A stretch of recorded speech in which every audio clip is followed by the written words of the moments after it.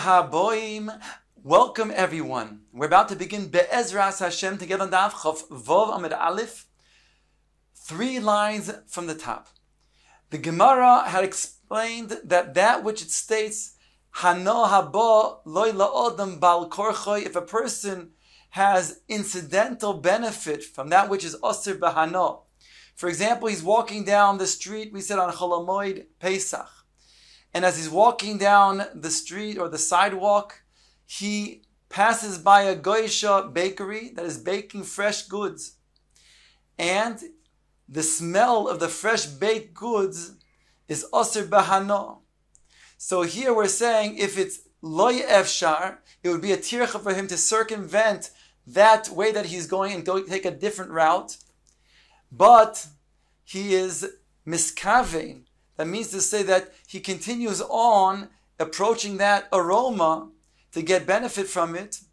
So there's a machlokes Abaye and Rava. Abaye says he doesn't have to then go around. It's muteres. Whereas Rava says that is prohibited. He must then circumvent. Says the Gemara, Omar Abaye explains his position. From where do I know to say that it's muteres and therefore he does not have to then take another route? The Tanya, for it states in the Brayso, Omru Alov al Rabban Yochanan ben Zakkai, Shohoya Yoishev Bitziloi, Shel Heichal, V'Doresh Kol Yom Kuloi. Rabbi Yochanan ben Zakkai, the great Gadol, was teaching Torah to the populace, and they could find only a big enough area to then accommodate the audience by the Heichal, outside of the Heichal, where the Beis HaMikdash was located. And there it states he was Doresh Kol Hayoim, the entire day, about the halachos of the Chag. Here we see Hocha Deloy Efsha Mechavein V'Shari. Here, it's not possible for him to then do otherwise. He needed to teach the halachos to the rabbim, and there's no other place that would then again accommodate such a big amount of people. On the other hand, he has kavana for the tzeil, the benefit that he's deriving from the shade that's provided from the heichal. Now, of course, the heichal is kodesh, and now he's getting benefit from that. So it's a situation of the loy efshar, the mechavein, and it's shari. So says Abai, here we see a precedent for my opinion. Rava comes and argues, shiny heichal, the letoichoi asui. The heichal was made to get benefit from the inside of the heichal, and therefore it's to cover the inside.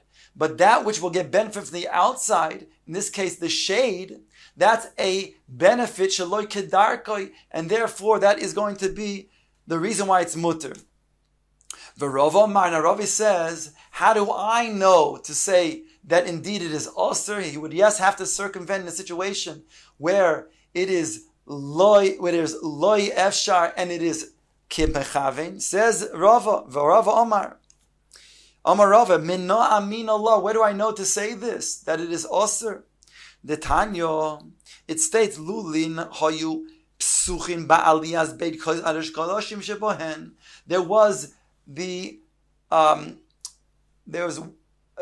windows, not just the windows, on the roof of the Kodesh Kodashim, there was arubos, which are skylights, which would then be situated alongside of the walls, and labeling those who need to fix the walls to then be drawn underneath to go down and be lowered from that aruba. So it says over here,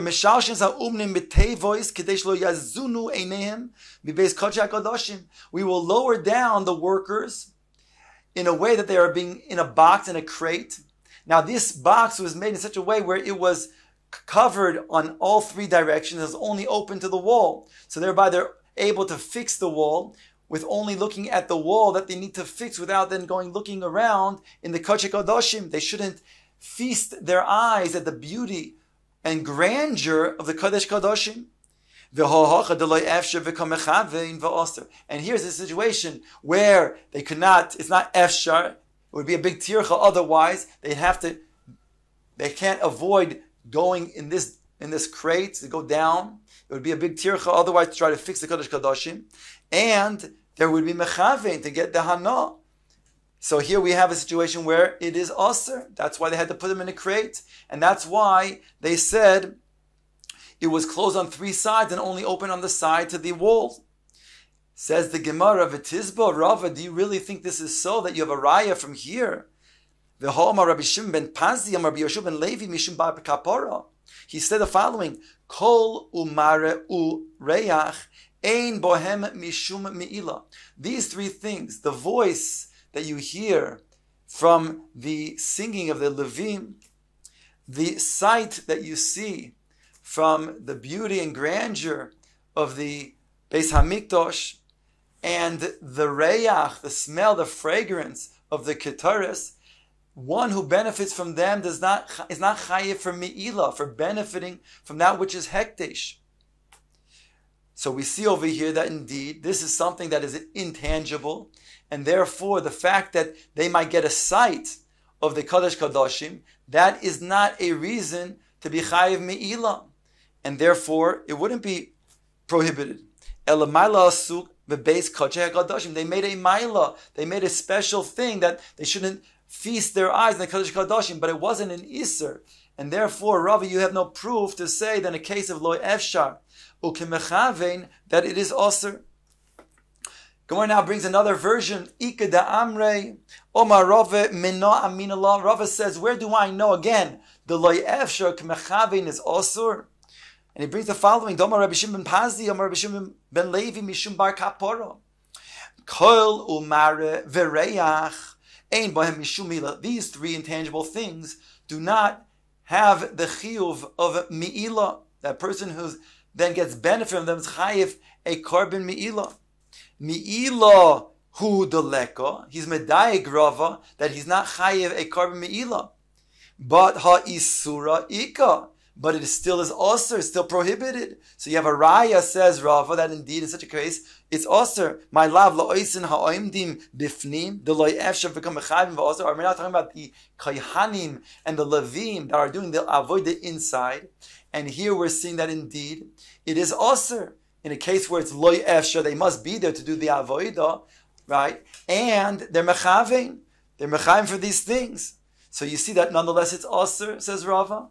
Gemara rejects and says, "Lo, you have no proof." Lo oison ha'oimdim mibachutz. We're talking about those who are standing from the outside, and therefore it is efshar, and therefore the case of esher mechavin, that's why it's going to be osir. Now the Gemara brings back the statement that we just quoted. Gufa, Omar Rabbi Shimon ben Pazi, Omar Rabbi Yeshua ben Levi, Mishum bar kapora, Kol umare v'reyach. Ein bohem mishum me'ila. Says the Gemara. V'reyach ein boy mishum me'ila. Gemara asks, are you going to say that reyach, the smell of the ketares, does not bring the iser of me'ila? V'hotanya, behold, it states in the following brisa, hamefatem es haketares, one who makes the ketares, which requires different types of spices with different types of amounts, and he makes that. If he does the lihislam made ba to train himself into the amounts, or lemoisra litzibur potter, or he does it in order to then give it to the tzibur. This is his own concoction, a private concoction. Maybe he does it in his own house, and he does it either to mislame, to teach himself, to train himself exactly the amounts, and or to give it to the tzibur as a nedava potter. He's potter. However, lahariach ba chayiv. If he will then do so to make this concoction in order to then smell it, then he's going to be chayiv kares, based on the verse in the pasuk in the Torah. Vehameriach ba potter. And if he does so, however, if he somebody who rather smells the ketaris, that is the ketaris of the Beis Hamikdash, then he's going to be potter. Ela shomoal. He's going to be potter from kares, but he will be chayiv mi'ila. So here we see from reyach, one is chayiv for mi'ila. Contradiction to what the statement of Rabbi Shimon Levi Mishum bar kapora stated. Elam Rav Papa. When it comes to kol, the voice, the hearing, the singing of the Levim, the mara, the beauty and grandeur of the Beis Hamikdash, that does not carry with it the Isser of Me'ila, because indeed they're intangible. However,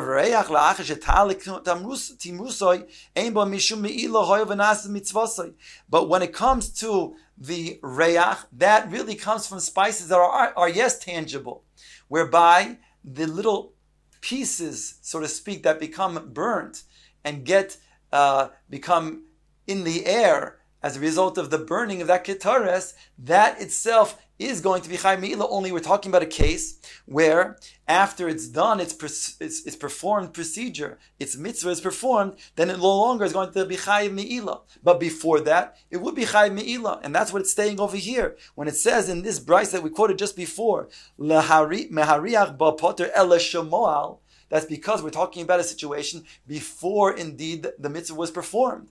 Therefore, he's going to be Chai Me'ila. It's only after the mitzvah is performed, then there's no Me'ila. Ask the Gemara on this, Lememro, the Kol Heicha, the Nas Mitzvah, Ein Bo Mishum Me'ila. Are you going to say that after the intended mitzvah is performed, then there will not be a Chiyuv Me'ila? Ask the Gemara, V'harei, Trumas Hadeshin, the Na'ases Mitzvah, V'yesh Bo Mishum Me'ila. We have Trumas Hadeshin. That is the first avoid in the Beis HaMikdash. The Trumas HaDeshen, where the Deshen is removed, it's lifted up and separated from the Mizbeach and put on the floor next to the Mizbeach, whereby miraculously the ground then sucks all of that ashes subsequently. So it states over there that indeed the Trumas HaDeshen, when put it next to the Mizbeach, that's going to be something that would be chayiv in Me'ila if a person were to get benefit from that. It says like this in the pasuk, "Deceive v'samoy eitzil hamizbech." You shall place those ashes next to the mizbeach. Learning shelo yifaze, you should not scatter it about. V'gam, we learn also v'samoy. It says you shall place it. Shelo yahaneh, you should not get hana from it, even though after placing it down and the intended procedure of the mitzvah was performed. So says the Gemara, Mishum dahava trumas hadeshen b'dei kahuna shnei ksum ha'bon ke'echad. No, the reason why over here it is still us even after procedure after the intended mitzvah is performed, is because that's specific to the case of trumas hadeshen.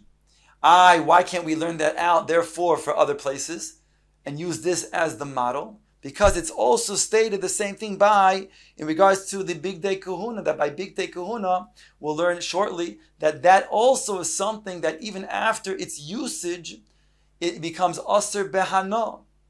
Says the Gemara.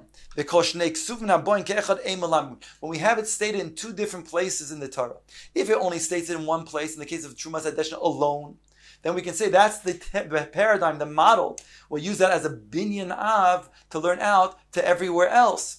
That indeed, after its intended performed mitzvah is done, then, in the case of Trumas HaDeshen, we will learn from there that it still becomes aser bihana, whereby you're chayiv me'ila.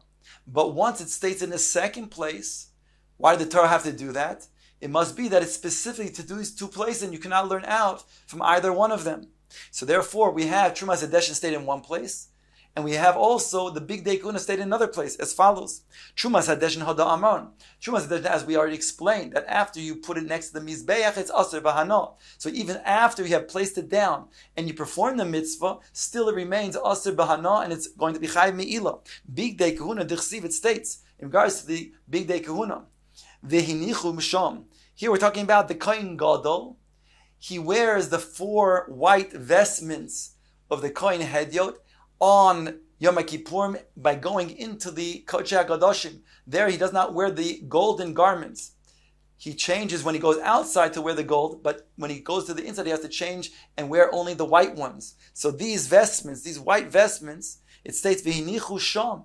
After the avodah, he places it there, it states, Melamed shetu'unin geniza, teaching me that it requires geniza, and therefore it's aser behana afterwards.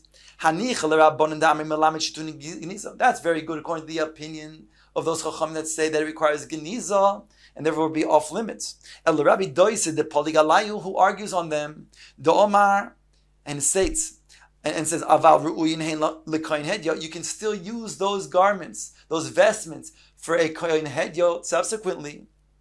Umay hinichum sham. So why does it say hinichu sham? Shelo yishtamish b'hem miyom ha'kippur ma'achar. You cannot use it for another Yom HaKippurim. So what are you going to say? Ma'ika lemeimar. What are you going to say according to this opinion? That indeed they are still mutter behano. You can give them to a kohen hedyot. Mishum dahavi chumas hadeshem ve'egla arufa shneksum abon ke'echad. The Gemara says there's a second verse. There's egla arufa. Egla arufa is talking about where we find a dead body in a field. We don't know where or who the perpetrator was who killed him. So therefore, the Chachamim, they count steps to the nearest city, whereby they make a certain ceremony by taking a calf, they bring it to this valley, and where there's a river nearby, and they decapitate the calf, and they make a declaration that they're absolved from any guilt. And that's the Egla Arufa. It states in the Egla Arufa, it says over there that the Egla Arufa, that has a din of Kachim, whereby it also not only has a din of Kachim, but after even the decapitation, it also remains Kodesh. In other words, it's also Asur Bahano. So it says over there, just like it does by Chumas Hadeshin, even after the performed mitzvah, it still remains something that is the Asur Bahano and Chayim Mi'ila. And therefore we have two different places where it states this, Chumas Hadeshin and Egla Arufa. And therefore we have the klal, we cannot use those two places to learn out from. It's specific to these two places. Says the Gemara, that's very good according to the opinion that says Malamdin. What are you going to say about the other opinion? It says you do learn even when it's stated in the second place. There are two different mi'utim that are written in these places, in these psukim. Ksiv, it states in regard to Chumas Hadeshin, V'sam moi. It could just say V'sam and place the Chumas Hadeshin on the side of Eitzah Mizbeach. But instead it says V'sam moi. Mashma, this specifically you should place, but everything else not. Everything else would not have a din of Isser Hana afterwards. V'ksiv, and it says Ha'arufa. It could have just said Egla Arufa. The fact that it says an added Hey, Ha'arufa, teach me this specific Egla Arufa is going to be off limits after it's decapitated. And therefore remains Asur Bahana, but everything else, not.